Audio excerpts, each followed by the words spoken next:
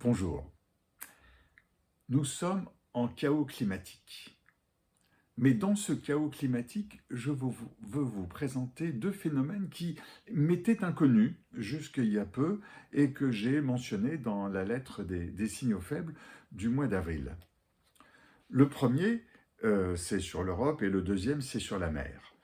Donc sur l'Europe, et l'Europe est particulièrement concernée par les chaleurs extrêmes.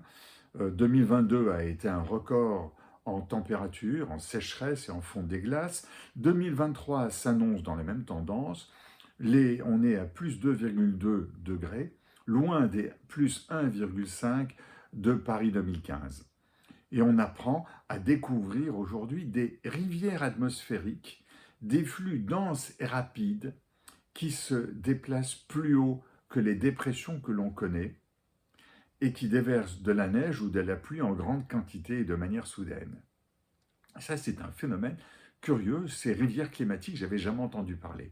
Encore peu d'études sur ces rivières atmosphériques, encore peu étudiées, pardon, ces rivières atmosphériques ne sont pas encore identifiées sur l'Europe. En Californie, elles auraient provoqué de très fortes inondations et des chutes de neige hyper puissantes. L'impression que l'on découvre que le climat se joue dans la troposphère, c'est-à-dire les 10 premiers kilomètres d'atmosphère environ, et ça, jusqu'à présent, je n'avais pas l'impression qu'on le connaissait, ou tout au moins pas dans nos informations sur les climats classiques. Le deuxième point, c'est la mer, c'est inconnu. Et là aussi, on est sur des courants marins que je ne connaissais pas. La Terre, c'est 70% de mer, d'océan. Il faut donc s'intéresser au changement climatique de la mer. Objectivement, cela inquiète. La mer absorbe 90% de la chaleur supplémentaire due aux émissions de gaz à effet de serre. Entre 2011 et 2020, c'est-à-dire en 9 ans, la mer a gagné 0,88 degrés, soit autant qu'entre 1850 et 1900, en 50 ans, selon l'agence américaine NOAA. À plus de degrés, on en est à plus 0,9. À plus de degrés, il n'y a plus de massif corallien. Une vague de chaleur sur Terre passe avec le thermomètre de l'air. Vous savez, il fait chaud, bon, aujourd'hui il fait chaud, demain il fait moins chaud. Dans la mer c'est différent. Elle chauffe la mer, cette vague de chaleur.